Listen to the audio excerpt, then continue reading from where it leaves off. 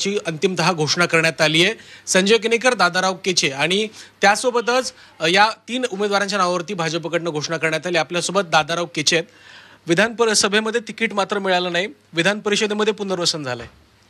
विधानसभेमध्ये जरी तिकीट मिळाली नाही, परंतु पक्षाचे वरिष्ठांनी, जसं अमितजी शहा या देशाचे गृहमंत्री आहेत, त्यांनी जो शब्द दिला,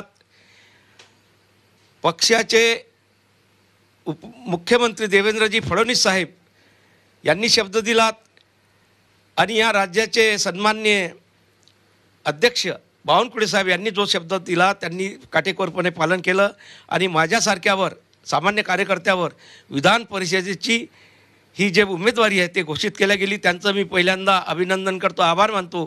हे जरी घोषित झालं, परंतु पक्षाचं काम मतदारसंघामध्ये जिल्ह्यामध्ये कसं अधिक वाढवता येईल या पद्धतीनं निश्चितपणानं प्रयत्न करेल।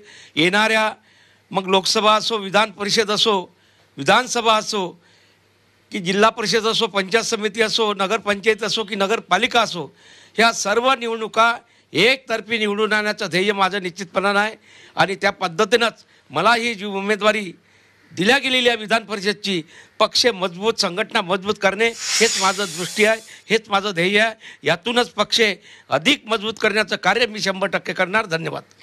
खरं तर विधानसभेची उमेदवारी नाकारल्यानंतर तुम्ही नाराज होतात, तुम्ही सातत्यानं पक्षश्रेष्ठींची भेटही घेतली। अमित भाईंनी नेमका काय शब्द दिला होता? विधान परिषदेवर पुनर्वसन करू असं म्हणाले होते? या देशाचे गृहमंत्री यांच्याकडे या राज्याचे सन्माननीय अध्यक्ष बावनकुळे साहेब यांनी मला त्या ठिकाणी घेऊन गेलेत। या दोघांच्याही समन्वयातून मला जो विधान परिषदमध्ये तुला घेतल्या जाईल, तुझं पुनर्वसन केलं जाईल, तो शब्द त्यांनी निश्चितपणाने पाळला। त्यांचं मी अभिनंदन करतो आणि आभारसुद्धा मानतो। निवडणुकीसाठी नाव जरी घोषित झालं असलं तरी ही जी टर्म आहे ती 1 ते 1.5 वर्षांची आहे, त्याबद्दल काय वाटतं? म्हणजे पूर्ण टर्म मिळाली असती तर आणखीन आनंद झाला असता? नाही, टर्म कितीही वर्षाची असो तो विषय नाही आहे, परंतु विधानसभा हे सर्वोच्च सभागृह आहे। विधान परिषद म्हणजे सर्वोच्च विधान परिषदेचं सभागृह आहे। त्या माध्यमातून गोरगरीब जनतेला, शेतकऱ्यांना कसा न्याय देता येईल या पद्धतीचा मी आटोकाट प्रयत्न करणार आणि पक्ष संघटन मजबूत करण्याच्या दृष्टीने सुद्धा सतत प्रयत्न करणार। शेवटचा प्रश्न, आर्वीला आता 1 नाही तर 2 आमदार असतील। यापूर्वी केवळ तुम्हीच एकटे प्रतिनिधित्व करत होतात, परंतु सुमित वानखेडेंसोबत आता तुम्हाला देखील तिथे संधी मिळते। ज्येष्ठ आणि युवा असे 2 आमदार असतील, ताळमेळ कसा असेल? कारण विधानसभेच्या काळामध्ये काही खटपट झाली होती।